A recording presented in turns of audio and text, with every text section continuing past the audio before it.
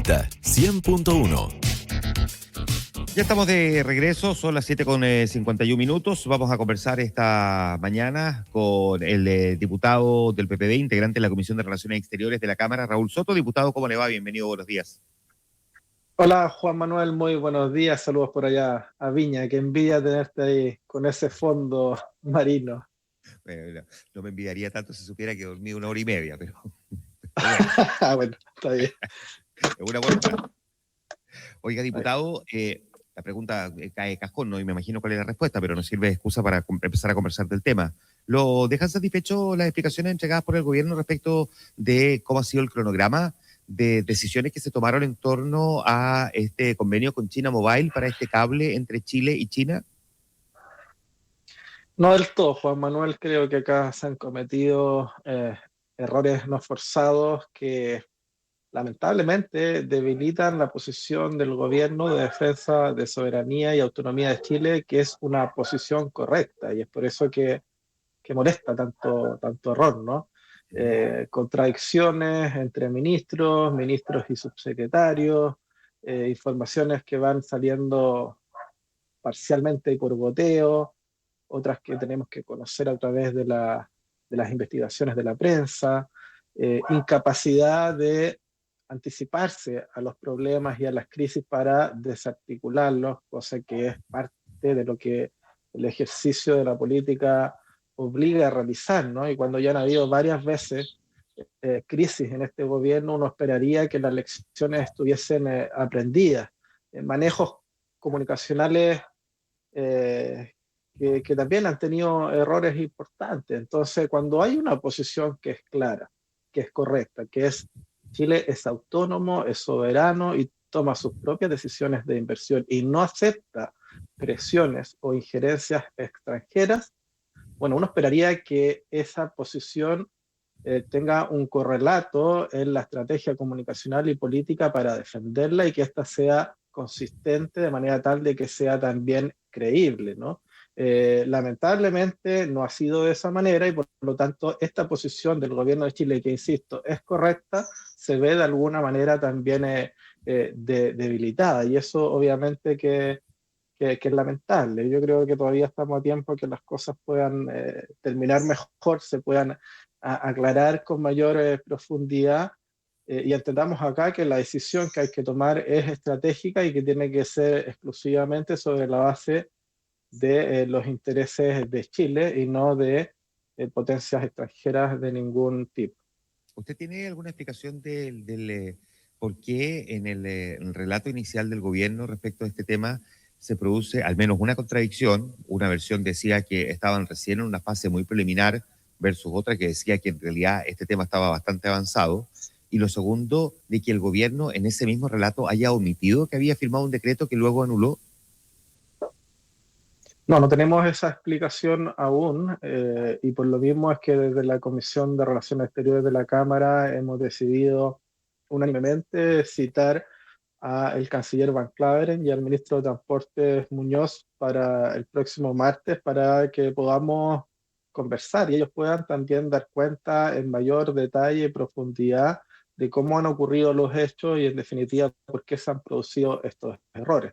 Pero yo creo que lo más importante acá, Juan Manuel, más allá de los errores de forma a fondo que se puedan haber corregido y que hoy día son parte de la polémica, es la discusión de fondo, ¿no? Si es beneficioso para Chile o no tener una alternativa con este cable Chile-China respecto de un proyecto que ya va un poco más avanzado, que es este cable que se ha establecido a través de Australia con Google, que es una empresa norteamericana y donde por tanto Estados Unidos tiene no solamente intereses geopolíticos, sino que también intereses económicos, ¿no? Yo creo que esa es la definición de fondo que lo más probable es que no la tome este gobierno, ya se ha señalado aquello y por lo tanto el problema le va a quedar al próximo presidente José Antonio Kast, quien va a tener que tomar una decisión muy difícil en un escenario mundial muy complejo. O sea, definitivamente uno ya asume que esto lo va a tener que resolver el próximo gobierno, pero ¿Cuánto cree usted que en términos de imagen o de entregarle una argumentación a la oposición que se va a convertir en oficialismo respecto de un mal manejo, al menos comunicacional, de este tema, se le termina entregando en bandeja a la siguiente administración? Yo no creo que se lo entreguen en bandeja, al contrario, yo creo que O sea, va a tener. lo que le entregan en bandeja es la posibilidad de que el próximo gobierno formule una crítica porque el gobierno anterior no sinceró en qué etapa se encontraba este proceso. O sea, tarde o Ah, temprano bueno, claro, el gobierno se va a enterar exactamente en qué etapa está ese proceso. efectivamente, o sea, eso ya ocurrió, los errores ya se cometieron, ya fueron expuestos a través de la prensa, esas críticas por parte de la actual oposición y futuro oficialismo ya existen, pero ahora lo que viene a continuación es un cambio de mando, un nuevo gobierno, y ese gobierno va a tener que tomar la decisión de si continuar con este proyecto, ¿verdad? En virtud de los intereses económicos, tecnológicos de nuestro país o, ¿verdad?, acatar la orden, el mandato y esta especie de sometimiento que está tratando de establecer Estados Unidos con esta amenaza de quitar la visa waiver. Por uno o por otro lado, creo que Chile puede perder respecto de sus intereses. Por lo tanto, una decisión muy compleja porque puede tener un cambio muy importante respecto de lo que Chile ha hecho en materia de política exterior, a lo menos en los últimos 30 años, donde se ha mantenido equidistante respecto de las dos grandes potencias que hoy día son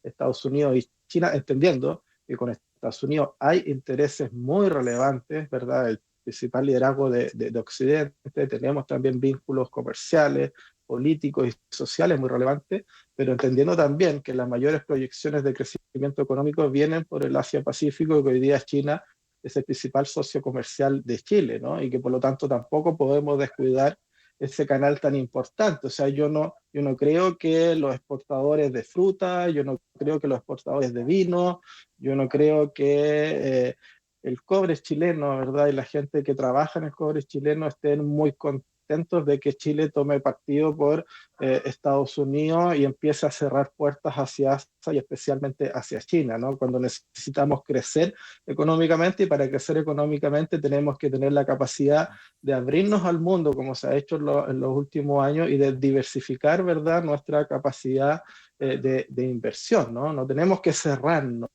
no tenemos que limitar nuestras posibilidades. Y ahí va a tener una contradicción, porque José Antonio Kast tiene afinidad política con el gobierno de Donald Trump. ¿Va a poner por delante esa afinidad política o va a poner por delante el interés de Chile y de los chilenos? Y esa es una definición muy difícil que se le viene, y por lo tanto esto podría transformarse en un boomerang donde finalmente las críticas por las decisiones que se tomen a futuro respecto al fondo de esta problemática se le devuelvan al próximo gobierno de José Antonio Kast.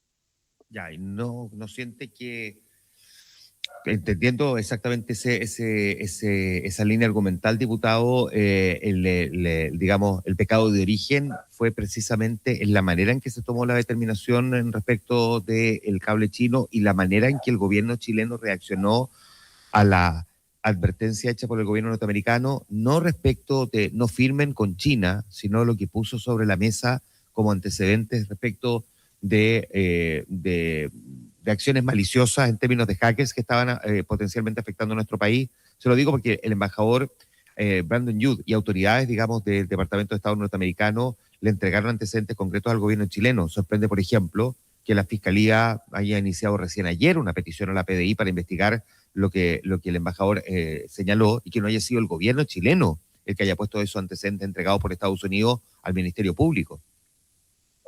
Sí, yo comparto, Juan Manuel, que hay un error de origen allí, porque de alguna manera cuando Chile, ¿verdad?, recibe los antecedentes por parte de Estados Unidos, ¿ya?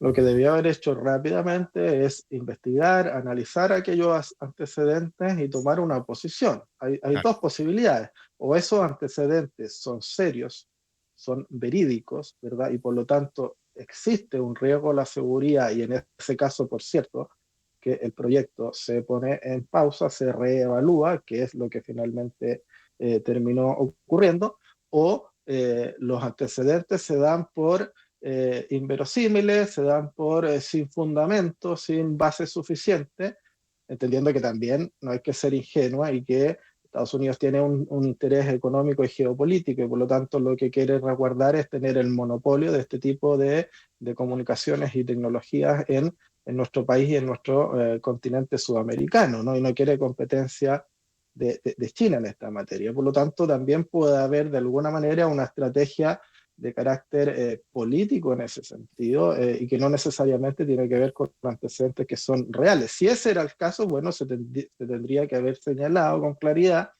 que Chile descartaba, ¿verdad?, esa opción, que estos antecedentes no eran, ¿verdad?, a la luz de la investigación o del análisis realizado por el gobierno de Chile, verídico, y por lo tanto Chile seguía adelante con esa iniciativa. Eso se hizo de alguna manera, se intentó desacreditar, pero se hizo tarde, ¿no? Y por lo tanto se instaló un manto de duda que se podría perfectamente haber evitado, porque esta situación, al haber sido de alguna manera anticipada por el embajador, era perfectamente previsible, ¿no? Y en el fondo lo que se intentó hacer es seguir adelante, digamos, haciendo caso omiso a las advertencias y a las situaciones que se habían planteado, en vez de haberlas enfrentado desde un comienzo y zanjar la situación.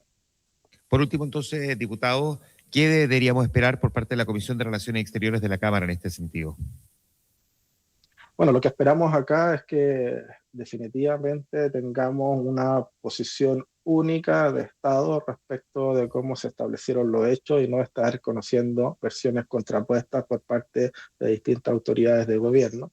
Y en función de ese único relato, poder establecer en definitiva cuáles son los alcances de este proyecto, si tiene o no tiene espacios de oposidad o de posible vulneración a nuestra seguridad, cuáles son los elementos que está planteando en concreto Estados Unidos que podrían afectarnos, y por qué Chile, ¿verdad?, desacredita esa posición. Y en función de esos elementos tomar una decisión también respecto de respaldar o no, ¿verdad?, la continuidad de esta iniciativa, teniendo como único interés el interés superior de Chile, ¿verdad?, sin aceptar ningún tipo de injerencia, porque eso sería una cesión de soberanía, y yo no quiero ni creo que sea bueno para Chile que ni este, ni el próximo gobierno, ni este, ni el próximo presidente se arrodillen y se sometan a los intereses de otro país por sobre los intereses de Chile.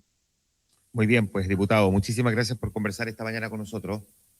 Muchas gracias, muy buen día, Juan Manuel. Que esté muy bien, el diputado Raúl Soto, del PPD, miembro de la Comisión de Relaciones Exteriores de la Cámara de Diputados, conversando con nosotros en Ahora es Cuando. Son las 8:04.